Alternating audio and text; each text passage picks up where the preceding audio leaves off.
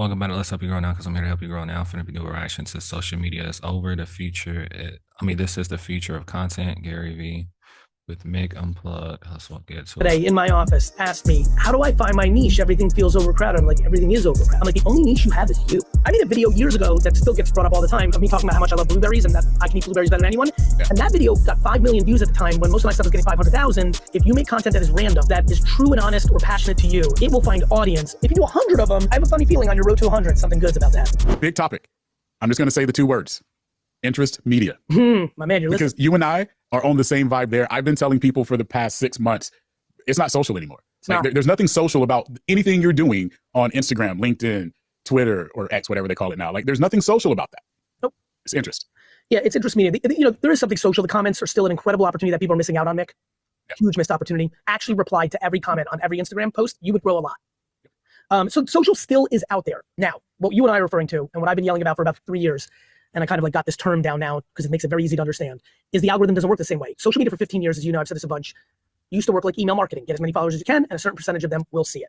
Now, literally me and you are cooking, we're growing. There's somebody listening right now who's never posted once, but they own 3 dry cleaners. And you know what? They're like, I want to be like Mick and Gary too. And they're literally going to be inspired by this little rant, and they're about to make a video. Literally, they're on their way to work right now. Literally, they're going to make their first video telling the story of how they built these 3 dry cleaners, and they're going to post it on TikTok. And it might get 90 views, but they might get a message that kind of gives them a little more juice. Yeah, social media is definitely not the same these days. In 2025, it's not. Instagram is not popping. Bro, I don't care what nobody say, bro. That whole engagement shit that people used to talk about, especially directly to Instagram, that shit don't count no more, bro, because nobody's getting engagement like that for real anymore. It's like, I don't know what the fuck happened, but we're gonna find out. And their 9th video they make is gonna get 1 million views, lead to more business, and they're gonna be on their way to be us. And that excites me. And that's not how it was from 06 to call it 21, but that is how it is now. Followers are diminishing in your guarantee to get views and awareness.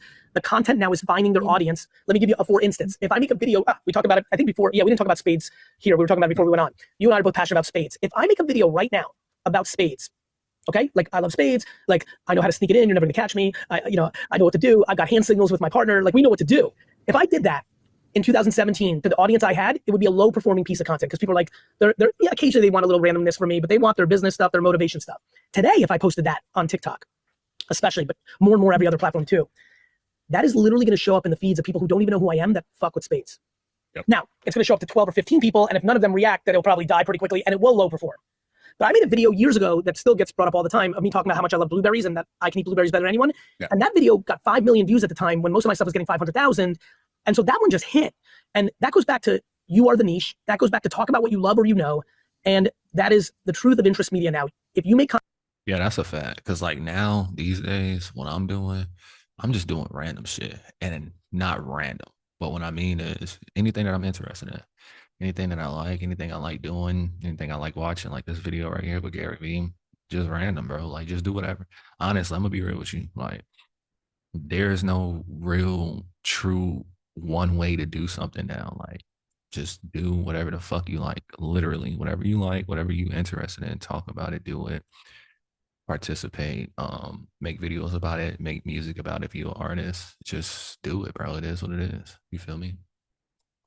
Content that is random, that is true and honest or passionate to you, it will find audience versus not. Now, again, don't get discouraged. Let's say someone got excited about what I just said, and they made a post tomorrow about Stratego, the board game, and the following day about lasagna, and the next day about Run DMC, and all 3 did way worse than the stuff they normally do. I don't need a DM from y'all saying, Gary V, you're wrong, you lost it, you're the worst.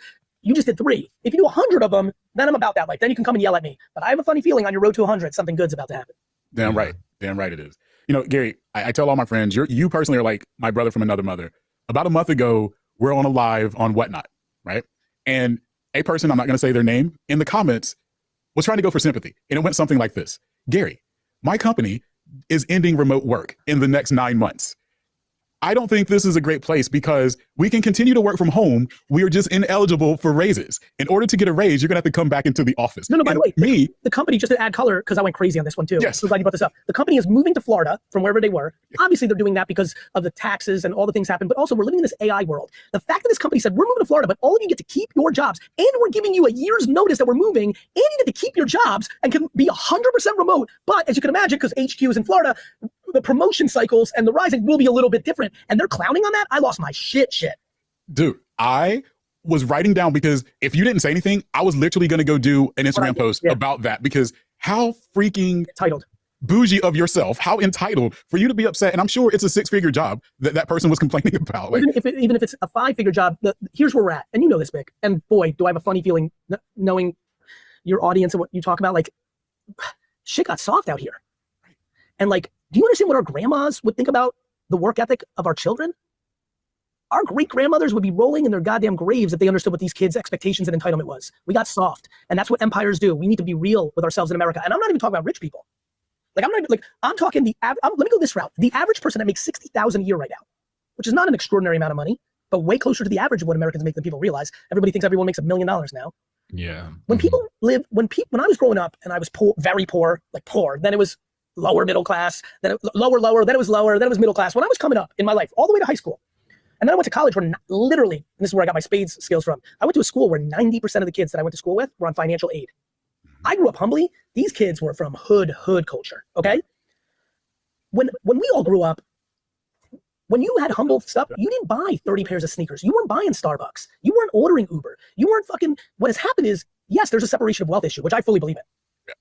But you're not allowed to complain when you're buying a $36 cocktail on a Thursday night happy hour when your money's tight. You're not allowed to complain when you've got Netflix, Hulu, Amazon Prime, and fucking Paramount Plus when your money's tight. You're not allowed to complain when you've got 8 different Kith and essential hoodies when your money's tight. When I was growing up and money was tight, we looked poor. Right. My homies had 1 pair of sneakers. So did I. For fucking 3 years. Yep. So what's happened is a combination of things. We become, unfortunately, too materialistic. Again, motherfuckers had banged up used cars when our money was tight when I was growing up. Like, everybody's leasing new cars now. Yeah. Everybody's credit is all fucked up. Everyone's in huge debt. People lived within their means in the 50s, 60s, 70s, 80s, 90s. We've lost our way. People are buying dumb shit when they don't have money to impress people that they don't even like. We've become insecure. We've become way too nosy. We keep up with the Joneses, let alone the Kardashians. And we're fucking lost out here. And we need to get back to humility, to family, to fucking simplicity. Yeah. We need to be hungry and ambitious. Look, I'm about that life. I'm trying to get every fucking person that's listening to this podcast to a different plane financially. And I will tell them how to do that. Social media content, live social shopping. Like, I'll put it out every fucking day. The problem is when your mindset is complaining and blaming. Mick, I made fucking money with Bush. I made money with Obama. I made money with Trump. I made money with Biden. I made money with Trump. I'm not fucking blaming my problem. By the way, I had problems with Bush. I had problems with Obama. Not them. I had problems during their reigns. I'm not pointing fucking fingers at a politician. I'm not even blaming my mama and my daddy. Like, why are we blaming everyone? Everyone's pointing fucking fingers. Why don't you point thumbs at yourself? If you are upset right now, if you don't have the paper you want, if you don't have the relationship you want, become accountable. Yep. You will win. And I'm not trying to give hard love here. I'm trying to get you out of your place of unhappiness. Blaming is clearly not working for y'all. So why don't you try blaming yourself? You're in bad relationships? Stop fucking hooking up with fuckboys. I love it. Dude, literally just had that conversation, and I said it a different way. Like, I have this thing about being present and always being where your feet are at, right? Well, sometimes you need to just move your freaking feet, right? Like if you don't like where you're at, you can move. You can change. And I don't mean physically moving, but like sometimes it's a mental move. I mean physically. Yeah. When I get into deep political conversations with people, I'm like, move. Right. Like you're allowed. Like, if some of my friends like Sweden, I'm like, move to Sweden. Move to fucking Stockholm, motherfucker, move. Like, and I'm not saying like, you don't love America, get out. America has plenty of flaws. Yeah. News alert, so does everybody else. Yep. When people like Sweden, like, what's Sweden's suicide rate? If it's so fucking great. Oh, Canada's healthcare. Why do motherfuckers that need real surgeries come to America? Like, what are we talking about? Yeah. So again, it all sits under one genre, which is when you go simple. And let me give you a big breakthrough. And this is why I'm so motivated to be on this podcast, because I know you're speaking that truth, which makes me believe that the people that are listening right now, like, have the capacity to do it. For example, one of the biggest things that's screwing everybody up is they're just consuming too much negativity. Like, that's why I'm doing this podcast with you. This is double positivity, right? Like, you want to know why you're not winning? You're hanging out with losing energy. That could be your sister, that could be your auntie, that could be CNN, that could be Fox News, because both of them sell fear. You're listening to fear, you're listening to negativity. Like, get your game up, like, change it up. Like, you can't, listen, I'm not a big proponent of fully cutting family because family's blood. Right. But if your dad is the most negative person on earth, maybe you don't need to talk to him 2 times a day. Maybe once a week or twice a week will be okay. Or if you're like me, once every 30 years, but that's a different story. Yeah, and by the way, like, again, like, nobody, I don't want that for you, right? No. My hope is that when you cut to once a month, once a week versus 3 times a day, you reset your energy. You're now stronger, and now you have the ability to go back into the lion's den and try to pull dad out. You see where I'm going? The reason and I've seen this, I've done this, the reason I like to teach people to limit time with their negative family members is because if they're the positive one and they're being affected, dragged down, if they limit it, they build back up their juices, their cup fills back up, and then they can go back into the lion's den and try to pull those people out. And it's hard to change people and they got to do it for themselves and all that stuff. But what ends up happening is if you don't step out and limit, you finally, it sounds like potentially what happened to you and it's happened to me in different situations, you get to a tipping point and then you're fully done. You know, people are like, Gary Vee, I can't cut my mom out. I'm like, I'm not saying cut your mom out. In fact, the more you eat her negative, toxic shit, the more likely you're going to find Judgment Day and you're going to actually cut her out. If you limit, you can reset at times and one day you might be able to last man in Saigon kind of shit and pull them out of the fucking fire, right? So, and then fuck, that's family. Now let's move it. Coworkers, other influencers, homies, acquaintances, random people, people in the comments, people in fucking Reddit. Cut that negativity out. And you want to know the fastest way to find out who those people are in your so-called circle? Start winning.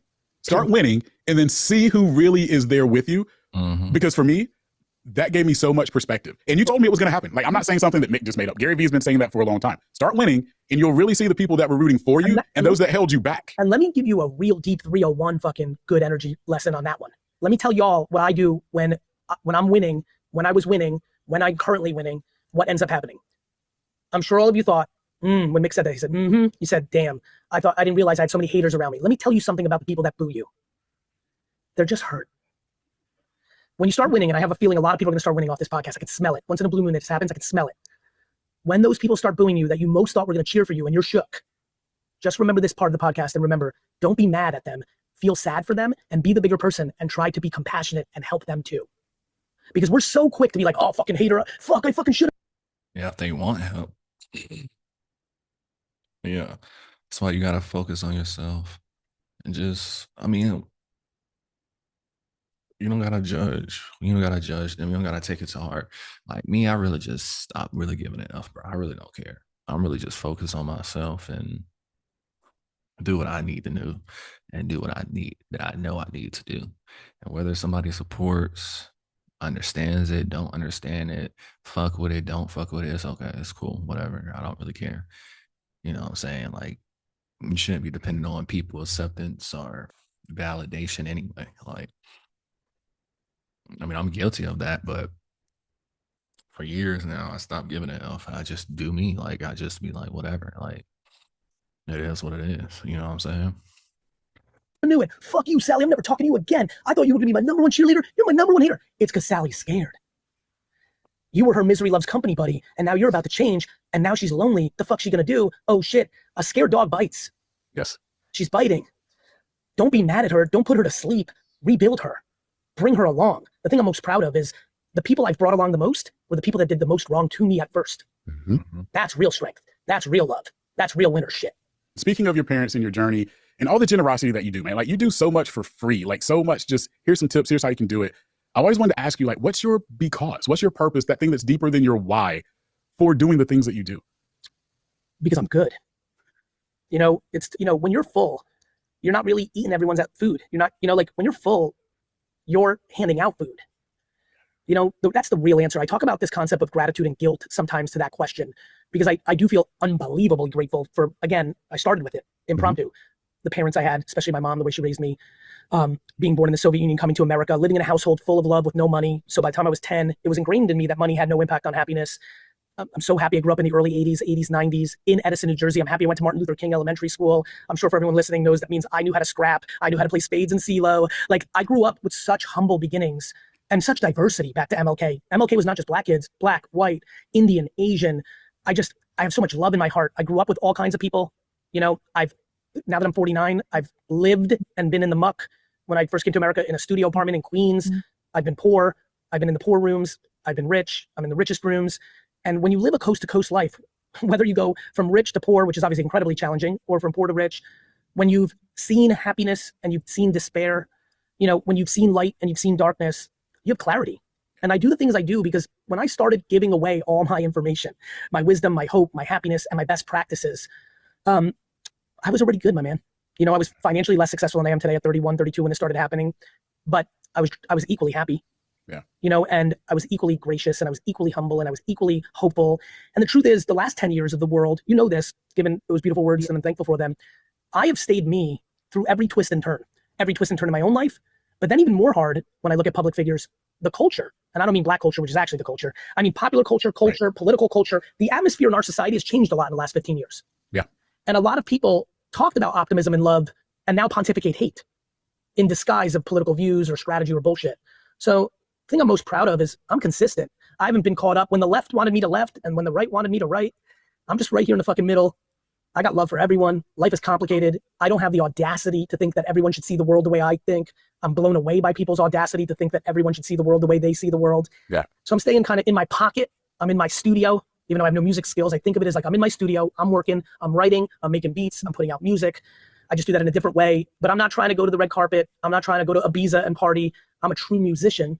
And without a musical bone in my body, I'm just in my fucking cocoon, spitting my words, building my businesses, because I think that's important. If I'm going to pontificate about what to do, I don't want to be a professor.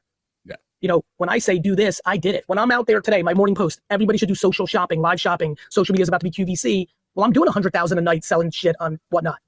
Yeah. You know what I mean? So I think that's something else I'm proud of. And you know, now you're running these circles. What's cool for me is, before we started, we talked a little bit about Damon. What I like about my life is I'm so fortunate that I have men like you saying what you just said.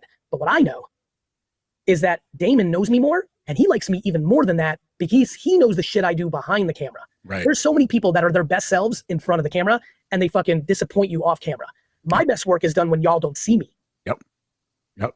Absolutely, man. You know, it's the same thing. I was just telling you, Robert Irvine and I talked about you for a couple of hours, not even trying to talk about you. You were just a part of the conversation. And we both said the most consistent, authentic person we know is Gary Vee, right? And I call you, and Robert was laughing, but he goes, you're right. I said, what I call Gary Vee is the inconvenient truth, right? He is always going to be consistent. He's going to tell you like it is, and you're going to learn on everything that he says, whether you agree with it or not, which is, I don't know why you would not agree, but you are the inconvenient truth, brother. You know what's funny? It comes from an interesting place. And I hope, you know, when I do something like this, I want people to get value. So let me tell y'all where that comes from, that compliment. It comes from two very, very interesting things. One, it comes from intent. Mick, what makes me super different in hindsight, I knew it was happening along the way, and now it is just on wax, as they say, is I've never thought about anything I've done publicly from any other lens than the intent of why would this be good for Mick? I believe most of the content we consume in our streams, the person that's making it is making it for their best interest. Yep. Buy my course. Make me famous. I want your follow. Mm-hmm. I want to make money, so make me famous or buy my thing. Like, you can smell the intent. My intent has been, I'm going to give y'all everything I got, the shit I can charge unlimited amounts of money for if I had a masterclass, if I had courses, if I had mentorship programs, inner circles. I'm going to give you all better shit than the people at the top of the game that do that shit. And yes, occasionally I'm going to be like, yo, you want to buy my dad's wine? You want to buy my collectibles at Beat? Like, I'm going to have things. I'm a businessman. Right. But I have no expectations of anyone that extracts unbelievable value for my free shit. I do not expect them to buy a VFriends trading card or a wine. I don't expect anyone who's listening right now to sign up for winetext.com, but I said winetext.com because I'd love for them to do it because it's my dad's business and I want to help him always. And if they buy wine, don't buy it on bullshitwine.com, buy it on winetext.com if I brought you value. But nothing I do is to then later get the thing. Right. And that's why I'm who I am. And I think people forget that humans are animals. I think y'all can smell it. Mm-hmm. If I'm out here trying to fake it, if I'm here out fronting, because I really deeply just want you to buy X, I think most of us know it. Yep. Even the ones that are not that in tune, eventually they're going to know it. The other shoe always drops, my man. Always. And so, A, why am I an inconvenient truth? Why am I consistent? Because my intent is consistent. The other reason I think I'm consistent or have inconvenient truths is I'm about that life. Meaning, when I say I'm in my studio, I often say I'm in my cocoon. What's wild about me is I'm such a talker and I'm so out there. But the reality is almost all of my time is spent listening, not talking. When I come up for air and do this podcast, it's on the back of fucking the last 8,000 hours I've spent this year studying live social shopping, studying Sabrina Carpenter versus Netflix versus Andrew Schultz and Shane Gillis versus Labubu's versus baggy jeans versus poppy soda versus Netflix versus Hulu versus UFC. I'm a culture savant. Right. So I'm consistent because I don't talk. You know how they say, there's that old saying that I like a lot, like measure twice, cut once. Mm-hmm. I'm so petrified to be wrong and lose equity. I'm out here measuring 45 times, cutting once. Yes, So sir. by the time I'm going to talk about something, that shit has been fucking quadruple checked. It's real. It happened. I'm not guessing out here. I get a lot of extra credit for he sees around corners. He predicts the future. I'm like, nah, I'm just in it day to day. And I'm willing to talk about it faster than most people because I'm in it day to day. I don't need, nobody else is Gary Veeing me. Y'all are Gary Veeing me. I'm telling people things and then people are moving. The way I'm learning is not from Johnny or Sally or some other person. I'm in the trenches with all 8 billion of you. Yep. And then I'm creating observations, which I think makes me unique, fresh, because I'm not parroting someone else. I'm in my own feelings. Yep. When I know Substack's going to be big a year ago, I'm not going to see who's already talking about Substack, if there's anyone talking about Substack. I'm living Substack, and then I'll talk about Substack, which then makes my point of view original. Correct. I'm using music for some weird reason a lot in this interview. The people that blew us away, Lauryn Hill, Tyler, the Creator, like whoever, right? I believe that they're influenced by people before them, but what they did well was they stayed in their own pocket and they felt unique to us because they are unique to us. They still might have been influenced, right, by Michael Jackson or Aretha Franklin or Prince or Pink Floyd, but they feel original because they are original.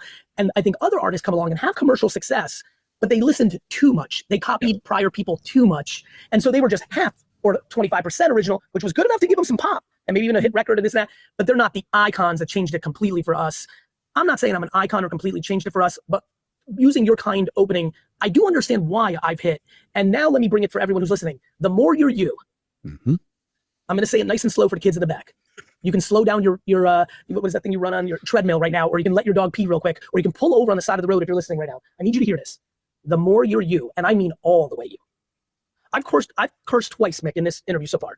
It is not lost. It's not lost on me that 15 to 5,000 people just decided, okay, I'm not with Gary Vee because I don't, especially you grow up in the South, you grow up with that kind of grandma. Like, I respect that. But I have no other gear besides being me. And I grew up in Queens and New Jersey, and cursing is every third word in our lives. Yeah. Dude, again, that's who you are. If I got anything from you and Damon John, it was this, and it's just what you just said. Mick, you are the brand. Correct. You're the and whatever you're people. I'm sorry to interrupt you. I apologize. It just happened 2 minutes ago. 2 people today in my office asked me, they're young kids who are interning who then going to go back to college and they want to build personal brands because every kid now wants to be famous, right? And like, how do I find my niche? Everything feels overcrowded. I'm like, everything is overcrowded. I'm like, the only niche you have is you. Yeah. We could end right now, but we're not going to, because again, you and Damon both 18 months ago when I started the podcast, and I was like, all right, I'm going to run it like a business, but I do so many things. How do I figure out what's the angle, what's the lane? And Damon goes, Mick, just be you, just be the brand. And then the things that you do are the services or products that you provide. When I started doing those garage sale videos, Trash Talk, right? Yeah. Where I go out and spend $113 buying a bunch of trash at garage sales and then show people that's worth $800 on eBay.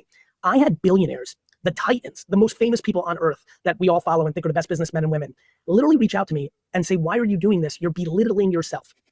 And I said, the reason I'm doing it is because when I do podcasts like Mick and I talk about investing $25,000 into Twitter and it changing my life or things like that, or Facebook or this, I get a lot of DMs and emails saying, Gary Vee, I fuck with you, but fuck you, man. I don't have $25,000 to put into Twitter. I got $19 in Wells Fargo. And after reading enough of those, I'm like, well, guess what? I had $19 in Chase Bank too one day when I was 20, getting paid nothing, building my dad's business for him, by the way, not for me.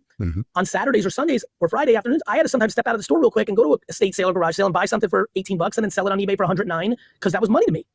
I said, you know what? I'm going to start making those videos. So I'm driving around Jersey in fancy cars or sometimes even with a driver, garage sale it.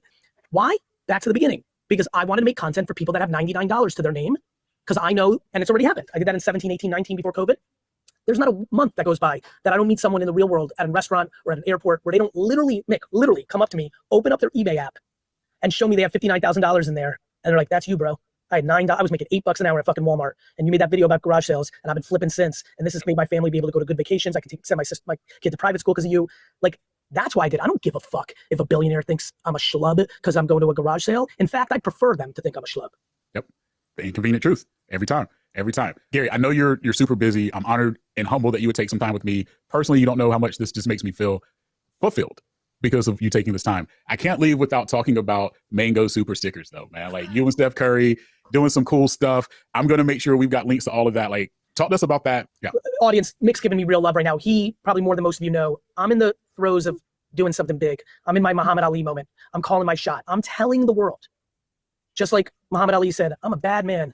I shook the world like I'm the greatest. Literally, he said, I'm the greatest. After, when he had the biggest upset in boxing history at the time with Sonny Liston, but he still said, I'm the greatest, even though he had to prove it the next 15 years. I am telling the world that I am building the next Marvel, the next Pokemon. It's called Be Friends. I'm doing it in everyone's face, but because so much of the energy of me is about the Gary Vee of it all, and because it started as NFTs, which that brand has been hurt, but there's still 5 to 10 of us projects that are cooking, and I believe in digital collectibles long-term heavy, and the blockchain and crypto and all that, people can't see it.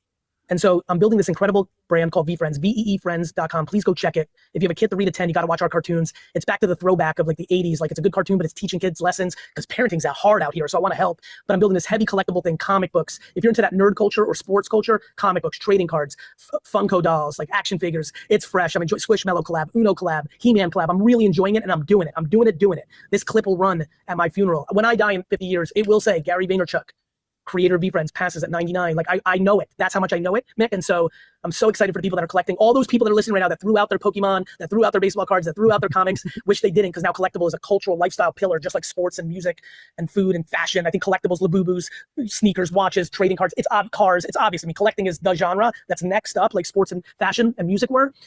And VFriends is going to be at the forefront of the next gen. Like, and so I really, if you collect things, especially if you collect Pokemon or if your kids collect Pokemon, go to veefriends.com, check it, get on board, check us out on Whatnot. You need to learn about live social shopping anyway. Whatnot's an incredible app. I'm not an investor, don't have any relationship with it. It's just, I'm co-signing it just like TikTok. I had no involvement there. I just know it's going to win. It's already won a lot since I've been talking about it the last 18 months. Yep. You should learn about the QVCification of social, but VFriends is my jam.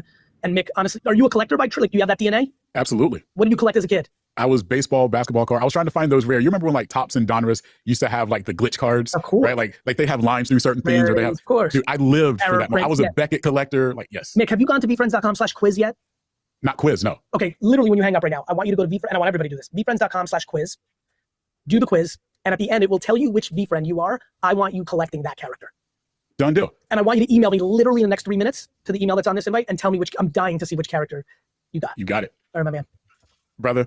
Thank you. I love you with my soul. All right, make sure y'all guys like, comment, and subscribe. Hopefully y'all learned something. Definitely just create content of your interest, like you said, and don't worry about the outside. No, just do you, bro. Like, just create. Literally just create. And if you need any help, go to LetsHelpYouGrowNow.gumroad.com, and we can definitely help you. Don't you see me right now, baby girl? I'm on the grind. I ain't really got no time to waste time. Baby, I'ma shine.